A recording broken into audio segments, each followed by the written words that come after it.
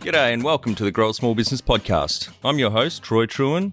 Each week, we speak with an owner who has grown a business with 5 to 30 team members to something bigger.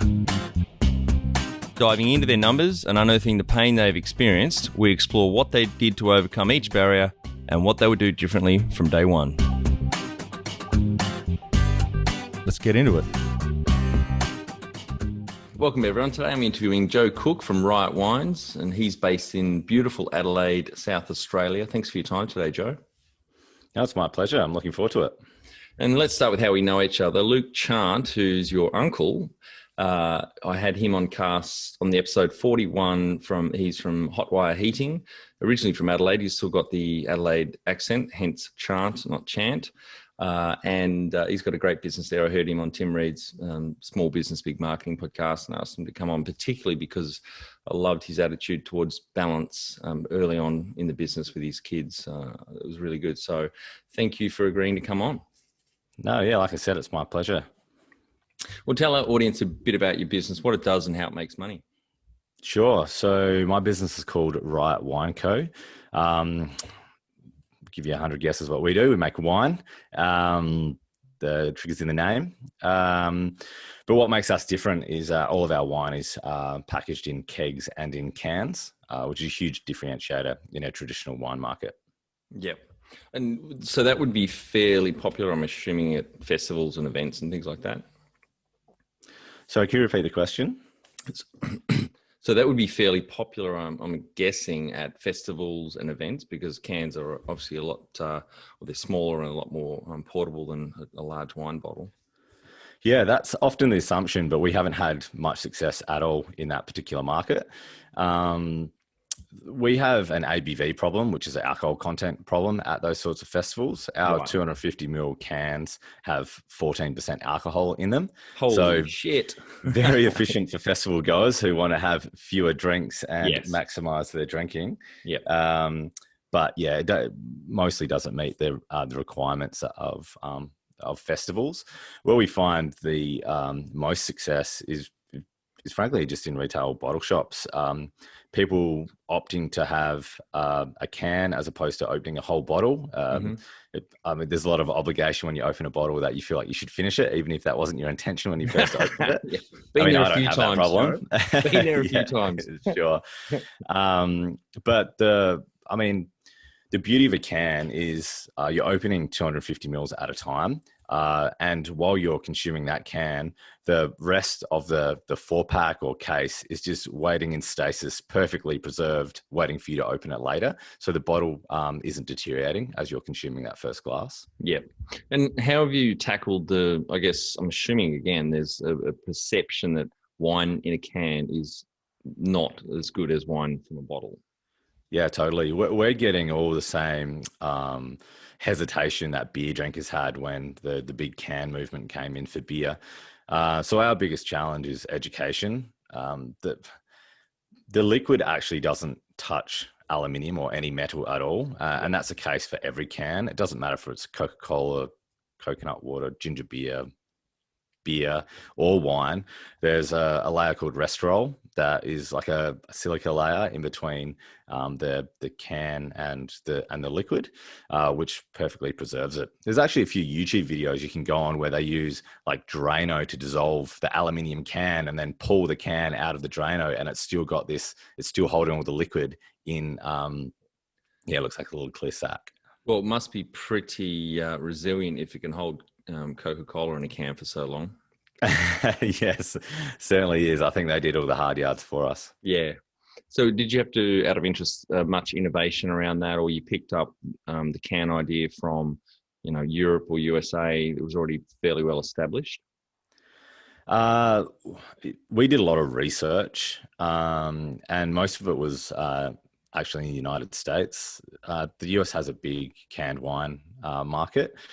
And I just happened to be friends with the guys that were canning pretty much 90% of the wine in the US through a previous business I worked with.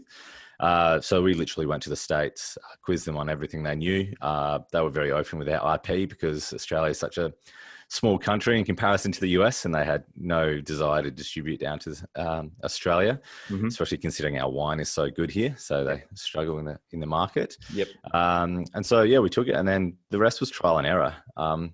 We wasted a lot of wine initially, but most of it's around putting a still product in a can. So most products in a can are carbonated. Coca-Cola is a perfect example. That carbonation actually gives rigidity in the can. And if you don't have that right pressure, then the can can crush. And so even just stacking it or putting it in cartons or whatever, you can really dent and ding the cans. So where most of our research went into is how do we add pressure? So how do we add gas to the can without carbonating our product? And we ended up achieving that through liquid nitrogen. Oh, right. Wow. Nice. So as it's being filled, we put a drop of liquid nitrogen in. Yep. The lid goes on, gets seamed, and that liquid nitrogen just disperses out of the can and fills the headroom and creates pressure. Great. Right. Tell us how you started out.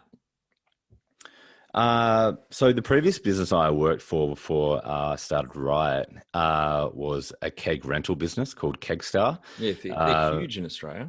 Yeah. So I was the first employee, helps out that with a man by the name of Adam Tripp Smith. Yep. And that grew very well in Australia. We launched in New Zealand, we launched in the UK, and we're looking to launch in the US. We went to the US, and like I mentioned earlier, it's a really big market. So we were trying to look for a niche to launch that business, and wine on tap was really prevalent. We didn't end up using that niche to launch, but when we came back to Australia, we were wondering if it was a market that was underserved by us. And through our research, we found out no one was doing it. And there's so many reasons to do wine on tap. It's better for the wine. It's better for the consumer. No light oxidization. It's more sustainable. Stacks and stacks of reasons. And by this stage, Keg Star had been sold to Brambles, which owned Chet Pallets. And so we were looking for the next thing to do and thought, well, we'll start doing the wine on tap thing, which naturally evolved into wine in cans. Great. Yeah. And what year was that you kicked off, and how old were you at the time? Well, I'm 35 now, and it was 2016, so I guess 31. Yep. Yeah, and 2016 was sort of our research and development year. I wouldn't have called us a business then. We bought some wine, so we didn't make wine, which we do now. We bought some wine and did testing, put it in a few friendly pubs just to see if there was a market, see if there was a product market fit. We determined there was, and sort of 2017 is where we started to get serious about it. Great. And do you have any key numbers you can share to illustrate the growth of the business? Sure. I think the best one is the total wine volume that we produce. So in the first year, we produced 14,000 litres of wine.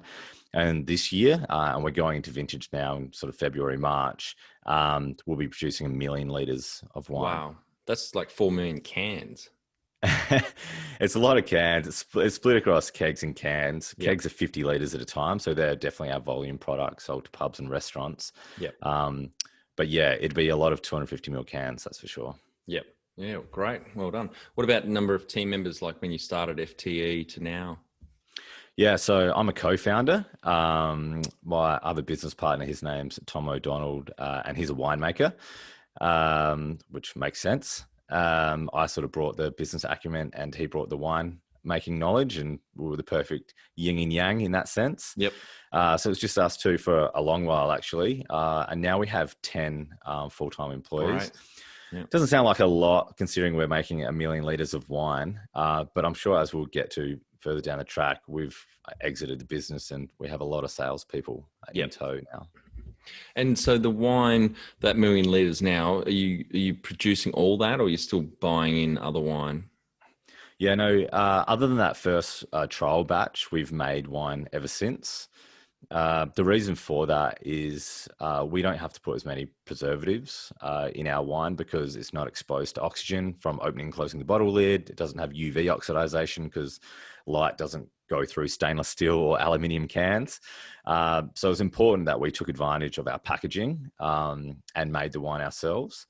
It gave us a lot more control. And it meant that, we buy grapes from grape growers, independent growers. We don't have any vineyards of ourselves, but it allows us to find whoever's had the best vintage in a particular season and buy from them. Now we're pretty loyal. We have great relationships with our growers, but in the case that there's disease or drought or fires, as it was last year, we have the opportunity to buy from other growers. Yep, great. And when was the moment you felt like you'd succeeded? Well,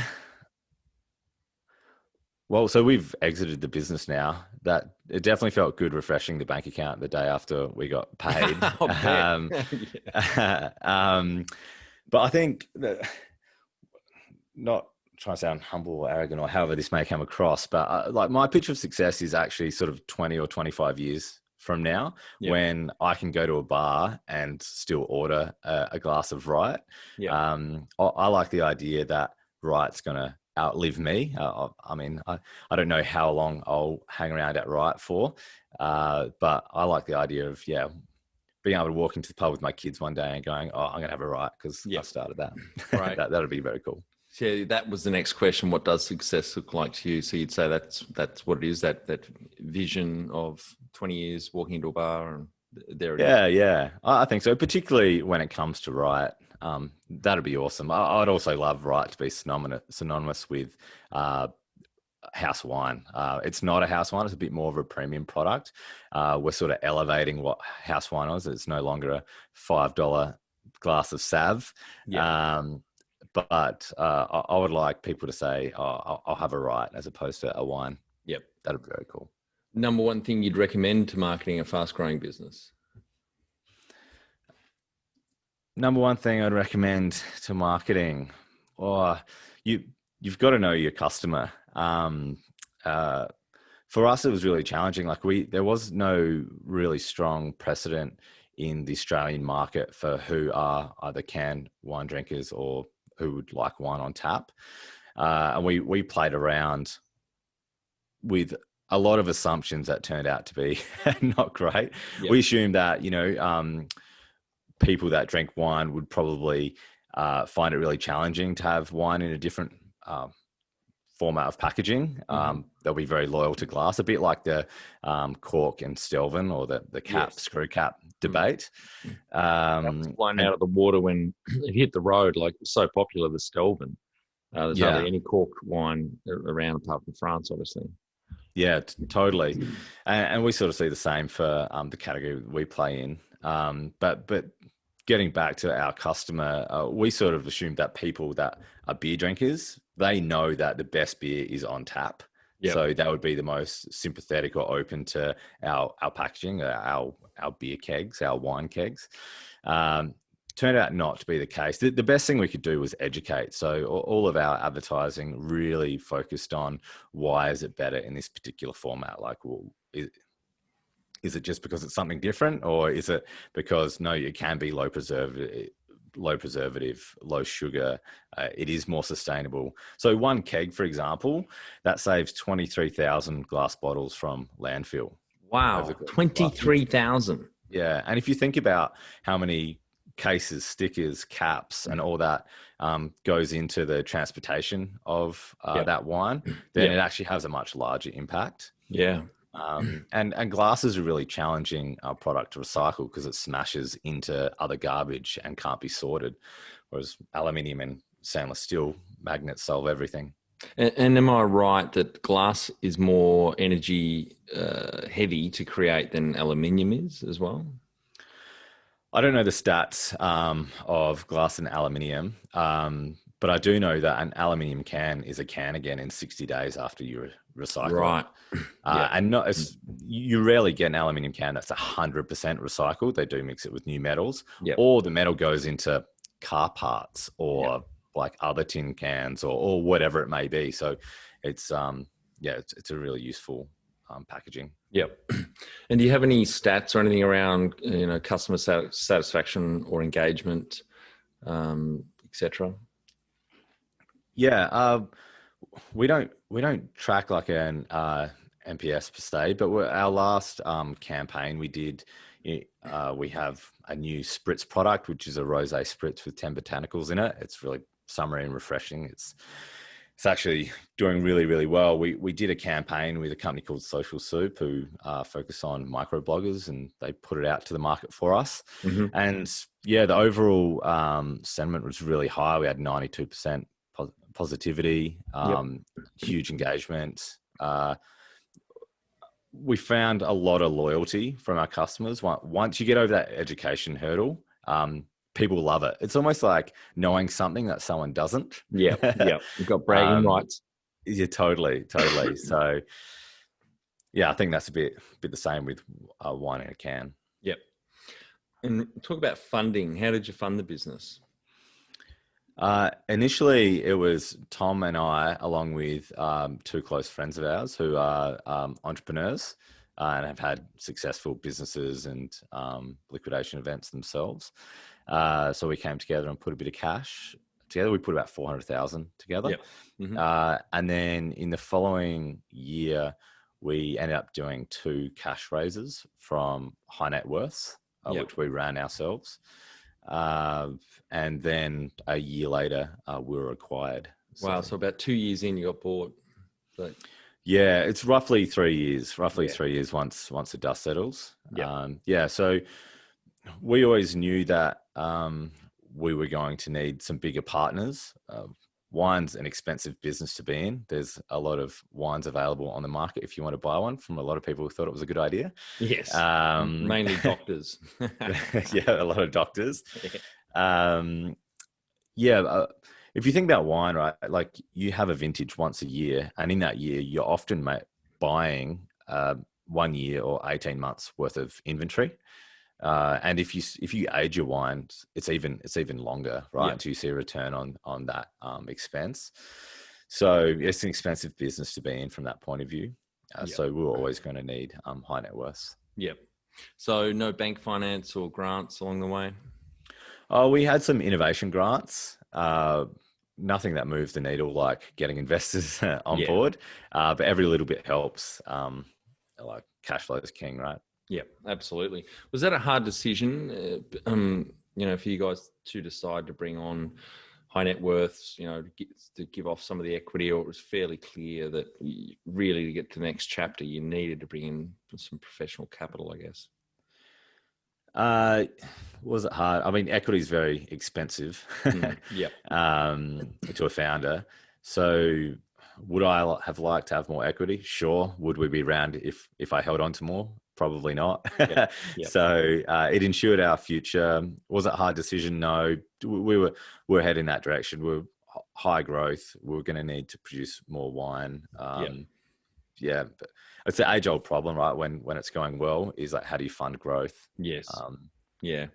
That's phenomenal growth. Up to 1 million litres now over 4 years. Terrific. And if you were to start up today with plenty of funding, would you go into your industry? Well, I mean, if hindsight was a real thing, for sure. I've learned heaps of lessons. But would I do the same given the option? I've had a great time. I think Riot's doing really well. I mean, it got to a point where a big company came and snapped it up and is going to make it something that's going to be hang around for hopefully the next 20, 25 years and beyond. So I think it's great. I've learned a whole stack, which, I mean, it's an expensive way to learn lessons. But yeah, it's been fun along the way. Is the canned wine and tap wine movement right for the picking again? I think competition would be great in the market. It'd help educate more people. It would raise. I'm a big believer in a rising tide raises all ships. We're open with all of our IP. If anyone out there wants to know how to do wine in a can or wine on tap, we'll flat out tell you. So is it fair to say then you guys were the first mover in this category in Australia? Yeah, I mean, Treasury, which is a big wine company, Penfolds, and sort of 100 other brands. They do wine on tap also, and they have wine in cans. but it's such a minuscule part of a much bigger portfolio. It doesn't get the attention that we certainly give it. They would be our most direct customer in the market. Yeah. But I'm very close to right. I would say we're doing it better. No objectivity there. Yeah. Yeah. And can you outline the most stressful point in your small business growth journey so our audience can learn from it? Yeah. I'm trying to. It was a very stressful moment. We had just raised cash in early 2018, and we had promised we were going to do a lot of things and have a lot of growth off the back of that. And towards the end of 2018, we were achieving a lot of it. We still had some things to hit, but we wanted to get cash in the door to ensure the next 2 years. So we decided to raise money again. And when doing that, we wanted to have a national retailer on board, and we didn't yet. And we were pitching to Dan Murphy's. Yep. And the way that Dan Murphy's work is they want the finished product packaged and in front of them to do a submission. Yes. And then they want all your details around it, like your costs, your marketing, like how much they're going to pay for it, etc. So they wouldn't accept any bottle samples from us, and we didn't actually have a can sample at the time. The minimum quantity to outsource canning is 60,000 cans. Oh, so wow. to give them one 12-pack of wine, Yep. we were going to have to produce 60,000 cans. Right. Yeah. So we decided we're going to do it. We're going to roll the dice. And if we got Dan's, that would be fine, right? That would buy most of that stock anyway. So we canned Sauv Blanc. It's the most consumed wine in Australia. We thought, yep, that's an easy one. So we canned it. We got it already, walked in there, did the whole pitch, and they loved the can. They loved the design. They loved the 12-pack. They loved the story. They Didn't loved like the juice. They liked the juice, but they were just like, we've already got 1 million Sauv Blancs. Oh, shit. And we're like, oh, man, okay. That was a lot of money to outlay. Yeah. And then we're like, okay, rosé is blowing up. Like we need to have a national retailer. We've got this inventory. Like if we get a different SKU in, inevitably we'll be able to expand that range. So we did rosé. So 120 grand gamble, basically. Well, it's 60,000 cans and another 60,000 cans. Yeah. And we went in, same story, loved everything about it, but said, no, we've got too many people pitching rosé at the moment. It was their idea, for Christ's sake. I was like, all right, like this is pretty stressful, but we knew that like having a national retailer was gonna get us the cash in the door that we need to go to the next level. Like, okay, well, it's a bit of a stretch for people drinking a still product out of a can. So we'll can our bubbles. So we had a cuvee, which is a fancy way of saying sparkling Chardonnay, right? Yep. Mm-hmm. And so we canned that, another 60,000 cans. Exact same story. No way. You went through 180,000 cans. Yeah. Please tell me this ends well.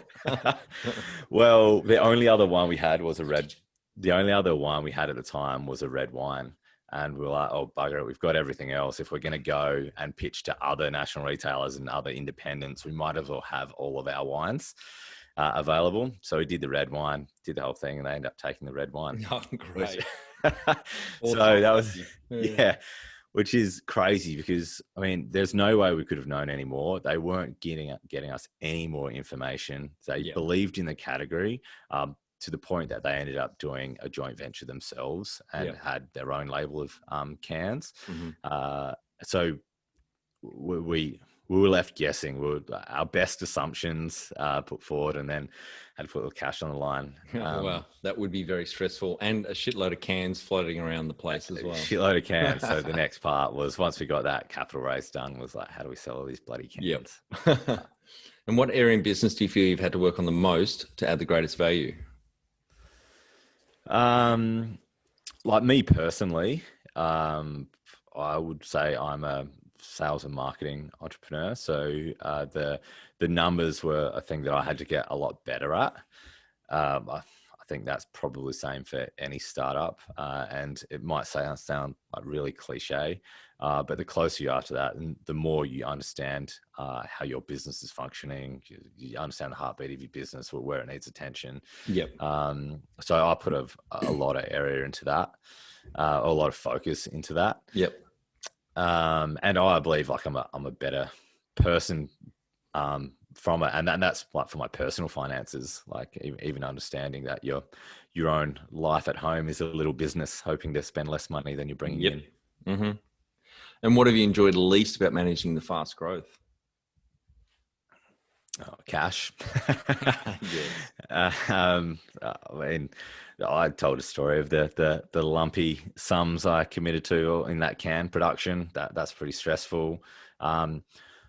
Raising cash is heaps harder than people assume. I think most people that haven't worked in their own business and haven't started their own business probably think that the idea is the hardest thing. And once they've got a really good idea, the rest just happens because they've seen Facebook or something like that. But the reality is far different. Having the capital to be able to do something is the real trick.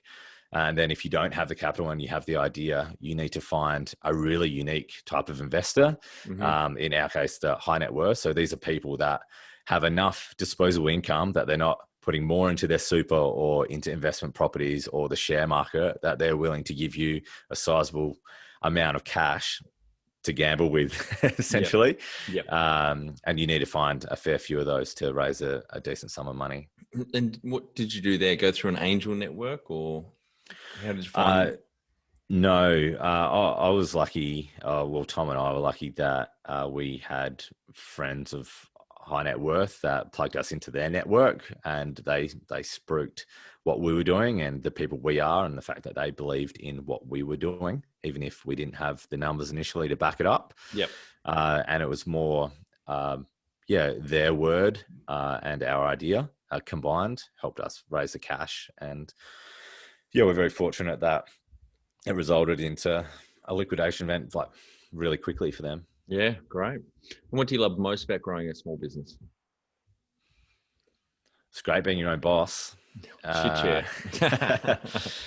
But that also comes with a load of stress. Like it's all on you. But I do like, I mentioned earlier that I would say I'm a bit more of a sales and marketing style of entrepreneur. I do like trying all my ideas and being able to build not only the idea of what your business is and making that into something successful, but even the marketing plans and seeing the data come in afterwards. And I find that really satisfying. Yep, great. And what's been the biggest mindset shift for you in your small business growth journey? You have to be so resilient to be in your own startup or just in a startup in general. It's probably a lot harder than people realize unless you go through it yourself. And there's no one holding you accountable except either your bank balance or yourself. Yes. Right. So the mindset for me was like, this is all on me, and not in a bad way. Like I backed myself and I backed Tommy's winemaking ability to have awesome liquid. So you need to have that resilience and mental fortitude to be able to go, okay, like when this is really bad and it looks like we're spending money and it's not returning, to be able to like pull your own socks up and go, okay, well, we either need to really look objectively at this and sidestep and pivot and move in a different direction, or freak out. Well, I mean, I've had a moment sitting under my desk where I felt like the world was caving in on me, but the important thing is I got out from under the desk and kept going. And what's the number one habit you think a small business owner needs to develop and maintain? Number one habit. To think about that one. I think objectivity is really important. You can get really in the weeds of your idea. Like you're going to be the most passionate person about your startup above anybody else, which is sometimes hard as an entrepreneur to go, how come people don't like this as much as me. Exactly.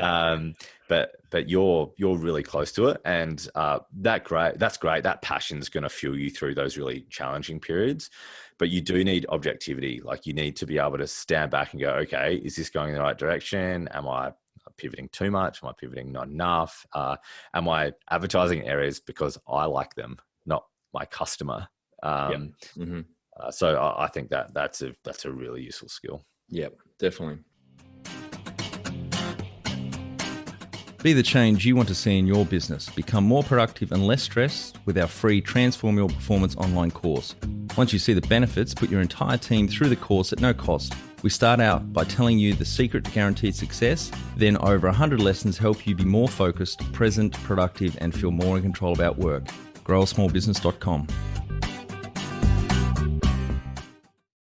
And can you talk to how you've added people to the team? Some wins, mistakes, and advice for those listening. Sure. So in our first sales hire was a friend of mine, and he's a really great guy. We play footy together, super passionate about wine, been in sales forever. And he came on board, and we were really pumped and enthusiastic about it. Unfortunately, as time went by, the results weren't coming through. And by no means was that his own fault. I was too consumed with what I was doing to be able to give him a proper education in alcohol sales. He'd come from media sales, and a combination of things meant that it wasn't going to work anymore. And that was really challenging because we had to have a really awkward conversation about going in separate directions. Resolved it financially, and it was all very professional. But unfortunately, we're no longer as close as we were. And it's still very uncomfortable. Not so much for me, but that doesn't really matter. It's uncomfortable regardless. So I'm a bit sad about that because he's a really good guy. So my lesson there is, like, I think you can work with your mates. So like Tom and I work together, and that's great. But you need to be prepared that it may not work. And I'd suggest having those conversations up front and going, okay, like, what are the things that are indicating that this isn't working? And let's mutually agree on them up front. And so when we leave, or when we have to part ways, if that happens, it's as amicable as can be, and very objective as well, because we had the conversation up front. Totally. Great. Anything else on adding people to the team you want to share with the audience? Any wins you've had? Or sure, like, culture's the most important thing. That's the next question. What are some of the things you'd recommend to building a sustainable and kick-ass culture to help with that growth? I think one of the things about culture that people don't know or understand or appreciate is that culture is really intentional. Like, culture just doesn't happen by mistake. It's not a foosball table in the corner of the office. No. You see all these like Silicon Valley startups, and it's not just free food and slippery dips, right? You really need to be intentional about what type of culture you want to have. And then once you've established that, there's 3 pillars to culture that I got taught. It's symbols, systems, and behaviors. And you need to nail all 3 of those, which is essentially walking the walk, or practicing what you preach, whatever cliche you want to add to that. But the behaviors are like how you as a founder operate in your business. If you're rocking up late and disrespecting other people's meeting times, and you're the most important person in the room, well, people aren't going to like you very much and aren't going to like working with you. It's similarly with like the symbols and systems. Like, you need to have mechanisms in place to reward the right people, give encouragement to the right people, and make sure the people that aren't pulling their weight are managed appropriately. Otherwise, your culture just falls apart. And this is something I learned from very early days through a mate of mine and / mentor of mine, Craig Taplin. He's got a company called Be Momentous, and it's all about how to achieve highly functioning teams in any industry. And those fundamentals he taught me maybe 10 years ago now. And yeah, I live by them in the Yeah, company. it's great. I mean, I've seen a lot of companies. It's funny. I was thinking this just the other day. The difference between two companies I work with. One is a really shit leader. Also a good friend of mine. I think the audience will know who I'm talking about. But and I frequently say to him, he's the worst manager in the world. Not only that I've ever met, but obviously work with as well. Because he doesn't always do what he says he will, or what the values of the company, or the business that we're working in at the time, as opposed to another business that I've been sitting on a board of for a couple of years now. And just to see that CEO and that founder make the calls he does, we have some curly discussions about, so we need to do this, and he'll open up the values that we set early on, or he said, and say, no, well, this is what we need to do. This is what we should be doing. And that is so powerful, and a hidden value generator in a business to get your team aligned and falling behind you and trusting and believing in you. And you're absolutely right. It comes from behavior, doing what you say, you and your values say you will. Yeah, so we start we have a quarterly catch up with the whole team because we're dispersed in different states. And every single one starts with culture. And we go through symbol, systems, behaviors. We describe the company. We've got 10 sort of brand values that we live and die by. And we go through it every time. And likewise, when we're hiring people, going back to your question earlier, it's mentioned in every interview. We start with culture. And so we give our people every opportunity to buy in or opt out, and opting out's totally fine too. But they're only going to be successful if they buy in. Yep. Tell our audience how you've handled balance. Yeah, my wife would say very poorly.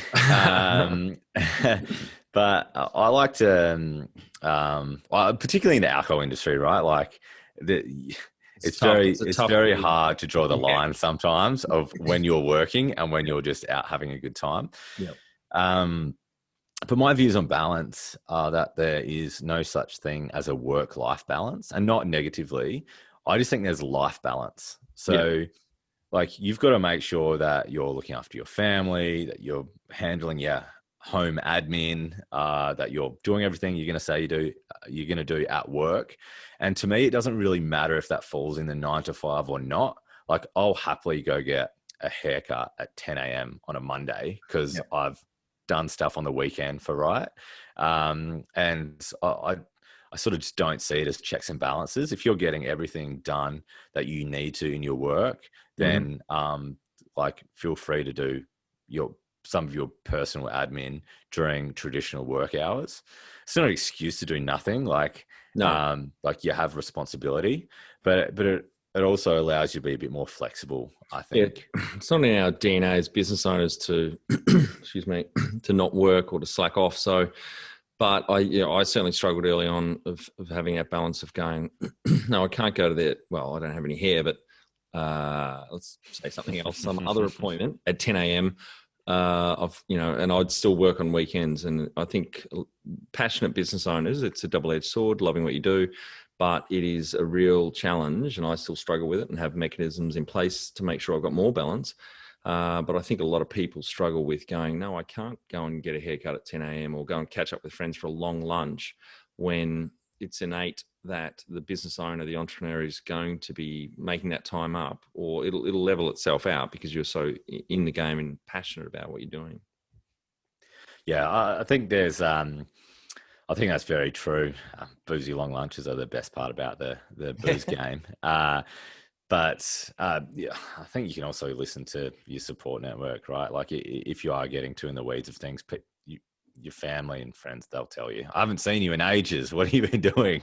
And I think much truth is said in jest as well. So yes, I agree. Take on board. That was, and another little, for me to digress, that was the role of the court jester back in the medieval times. Particularly, the court jester was there to say what the people couldn't say because they got their heads lopped off. But the court jester's role, generally, they were immune to the guillotine, but their job was to make a joke in jest. That's where it comes from, about king being a dickhead about something, and then it would open up a conversation with the king. So I'm glad you brought that up. That's another little a trivia fact for our audience to throw into trivia nights. There you go. How much professional development did you invest in yourself over the years? Well, I've got an undergraduate degree, like I think most people have these days. Was that in marketing, I'm guessing? Yeah, I double majored. I did marketing and international business. Yep.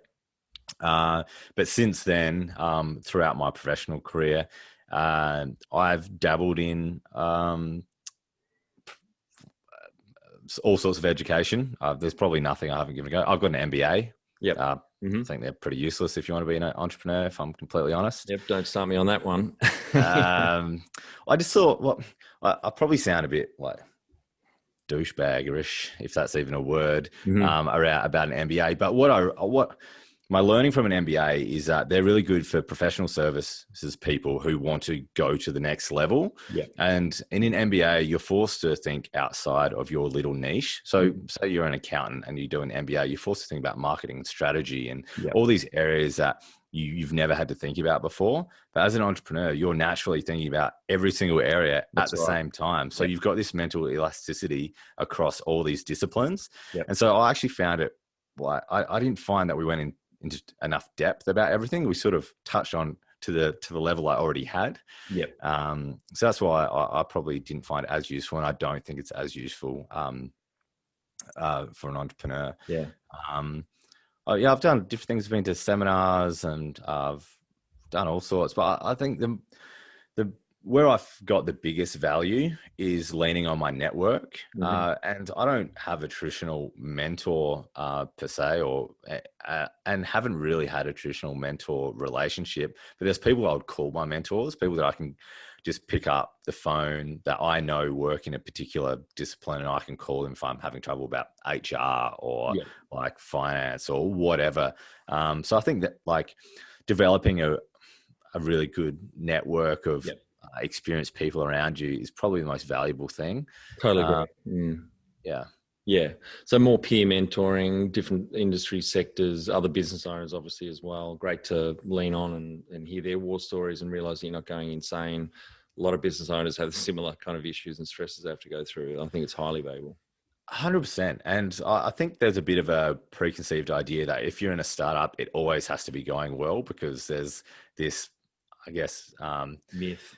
Yeah, myth that all startups are going to be unicorns. Yeah. And it's okay to call something and go, this is shit, and I have no idea what I'm supposed to be doing. Right?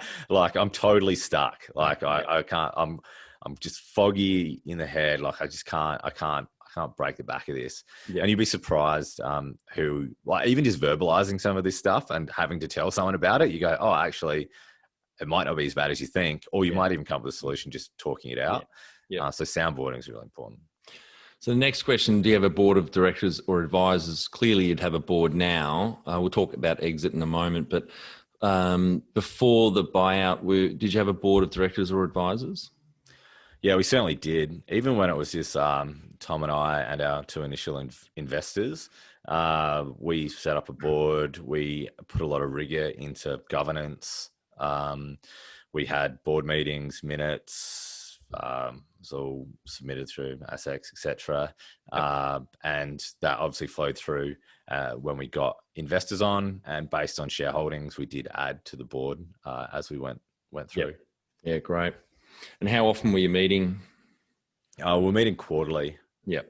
So pretty regularly, but in startup land, stuff changes pretty quickly. So it was really useful. And similarly to what I said earlier about like just having people like peer mentors, they were that, like they were investors as well. So they wanted us to succeed. So it was really valuable, just having to formalize what we'd been doing, like telling them about it, getting their feedback. Well, it wasn't always fun. Sometimes it was hard to hear, but I think that's important too, right? You got to maintain that objectivity. Yeah. And did you have a chair in those meetings? As well. We had a chairman of the board, which one of the investors wasn't the two co-founders, which are Tom and I. That's a good way. And it helped moving into exiting as well. Yeah. Well, that's the next question. So you're one of the few business owners that I've had on that has actually exited. You've obviously financially exited, not operationally. You're still there at Riot. But tell our audience a bit about that. What would you do differently? And knowing what you know now, is there anything you'd change from day one of the business to add more value, for example?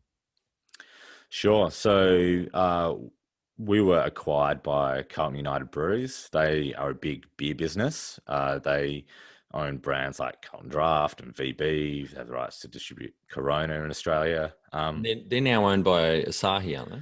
They were recently acquired for $16 billion by Asahi. So, they're at the big end of town, Yes. the biggest end globally. So we actually got approached by them. We didn't initially know it, but they were looking to start something similar. CUB actually has, like Carlton United Breweries, CUB. They have previously been in the wine game. They owned Treasury Wine Estates. We mentioned them earlier. They carved that off about maybe 10 years ago. Yeah. That's right. Mate working at Treasury a while ago. Yeah. So they know the wine game, and they were looking to get into wine on tap and wine in a can. And so we were essentially a shortcut to them developing and establishing a brand. Yep. So we went into negotiations with them pretty early. We actually talked about a whole range of different models in which we could be a part of CUB, whether they were our exclusive distributors, whether we were a wholly owned subsidiary, which is how it ended out, if they were going to take, invest in Riot. And it, they're a big clunky beer business. I don't think they would mind me saying that. They would admit it. And so it ended up that none of the sort of hybrid business models would work as well as everybody would like them to. Mm-hmm. So we ended up, agreeing to sell, and we put a recommendation the board put a recommendation to the shareholders, and the shareholders voted on it and agreed. It was a bit of a grueling process. How long did it take? I was going to ask that, from when they initially made contact to actually signing the documents. How was that? 12 months? No, not quite 12 months, but it was 6 to 8 months, depending when you define it. And it was supposed to be a lot quicker. There's a few things that got in the way as we were being acquired. They were also buying Bolter Beer Company, and they were also, at the time, CB was looking to float, but they instead got an offer from Asahi. So a lot of people in the M&A team and their lawyers were pretty consumed with other priorities in the sort of hundreds of millions of dollars or billions, and we weren't at that level. Did you look at any other suitors, or you just really focus on their offer and try and get other bidders in to put the price up? No, we didn't shop around. There's few people we thought that we could that could acquire us, and I think it would have been a bit fanciful to think that there was a lot of people that had cash in the bank that were willing to take the risk on us like CUB would. I think if we held out, would we be worth more? Yes. Would we have found someone that wanted to buy us before we needed to raise cash again and sell off equity again? Probably not. Would that have ended up with more cash in the bank for me? Probably not. That aside, who's the best partner? Like, the cool thing about CUB, right, and that is really accelerating our growth, is that they're a beer business that has access to beer taps. Yes. In a venue, right? Yep. So a traditional wine company, say like Treasury wanted to buy us, they have bottles. They don't know anything about, know very little about like wine on tap, and don't have access to taps in the market. So be building from proper zero. Whereas CB can rotate a product off of their 50 products and put us straight on if they want to. And so we can get increased distribution. Lessons learned. I think you should just ask a million questions when you're going through an acquisition. Don't feel like you have to know everything. Professional services get a big chunk of the cash, but they're worth every penny. And just know the details that's going to affect you long term. Like for instance, like I have an earnout, which is an incentive to hit the numbers that we both agreed we think we can. And that's over 5 years, with year 3, the first payday, in year 5, the next payday. And yeah, I think that business planning is really important. Yeah. Because you want to grow together. You want it to be a really fun, successful relationship. So getting a lot of things agreed up front before you sign on the dotted line, like as many things as you can, like commitment to capital, commitment to distributions in our case, all the things that are relevant to your industry. You can't be specific enough. Yeah. Yeah. Good advice. Yeah. Right, Joe, we're on to our final 5 questions. What do you think is the hardest thing in growing a small business? Hardest thing, cash and resilience. I mean, I don't want to harp on it too much and make it sound like the biggest negative thing on the planet. But yeah, just being cash flow is really important. Yeah, get someone in to help if it's not your forte. You don't have to learn that from day one. There are people that are potentially better skilled than you, and yeah, resilience. It's going to be tough sometimes. Sometimes it's awesome. Like we're in the booze game. I joke with my wife that I'm a professional alcoholic. I'm going to use that one. Like wine tasting on a Tuesday and coming home slightly tipsy. She's like, "Oh gosh, what are you doing again?" I'm like, "It's my job." Well, that's it. When I was CEO at Lark down here in Tasmania for a couple of years, I was drinking whiskey literally at 8 in the morning sometimes out at the shed, the production facility. And obviously on a lot of trips around Australia, around the world for whiskey events and etc. Yeah, it's a grueling industry. Everyone thinks it's golden, but it is really tiring. Yeah, it takes its toll. And one thing I'm terrible at is stopping and enjoying a moment. Yeah. When you do like achieve a milestone, you really need to bask in its glory because it will recharge you for the next stint. I'm very, very quick to go, all right, we got here, now next. I'm exactly the same. And that's something I've been working on the last 5-6 years is celebrating with the team a win, or even just pausing and not running off to the next project or business and going, wow, this is pretty awesome. Yeah, I'll take a half a day off. Yeah. Like Right. I'll hit a significant milestone and otherwise I'll get into the weeds of something else. Yes. But I need to relax and it's like take the team out, celebrate. Keep in mind it's for the people that work for you, it's not their 100% passion. They have lives outside of your business. So yeah, they need to feel loved too. Favorite business book which has helped you the most? Oh, I don't really have one. I'm not a big reader or not a big finisher of books. Mm-hmm.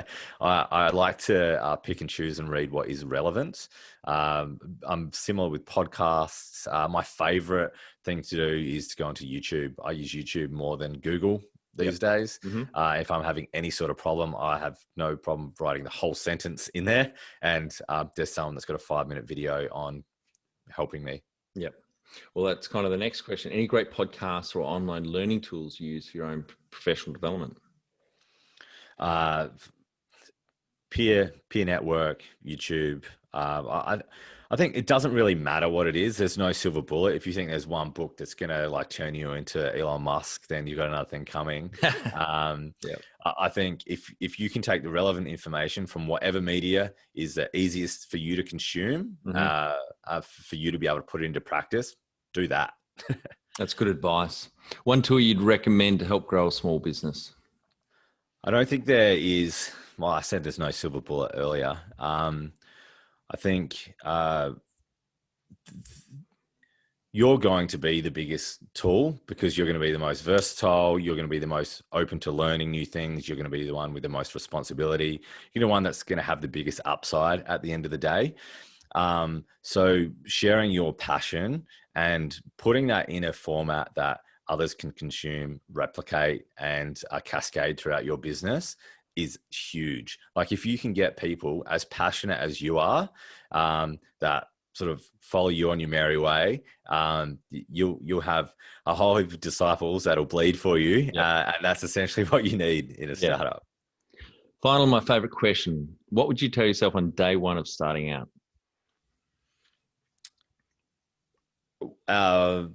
It was told to me already, and I would say it to me again at the beginning of Riot. So it was keep punching, and what was meant by that is that, like, good times, bad times, challenging times, sad times, whatever, just keep punching. It's that resilience I was talking to earlier. One of our first investors said that, and it's sort of been his mantra, and I've adopted it to the point that I bought little tiny novelty boxing gloves for my whole team, and they've all got them hanging from their rearview mirrors in their cars. Right. Yeah. So keep on punching. Awesome. Thank you, Joe, for your time today. I think the audience got a shitload of value out of your journey, your story, and your success. Well done to you and Tom and the wider team. 14,000 litres in your first year to $1 million and a bit over around three quarters of the way getting acquired, building up to a team of 10 from the two of you. It's just a wonderful journey, and you should be very, very proud of what you have both and the wider team's achieved. Thank you. It's been a pleasure. And yeah, I hope I imparted some knowledge and lessons, and I hope people get a lot of value out of it. I think they will. That's it. Thanks for listening. Please leave a review in iTunes or whatever platform you listen to us on. It means more small business owners will find our cast and help people with their business growth journey.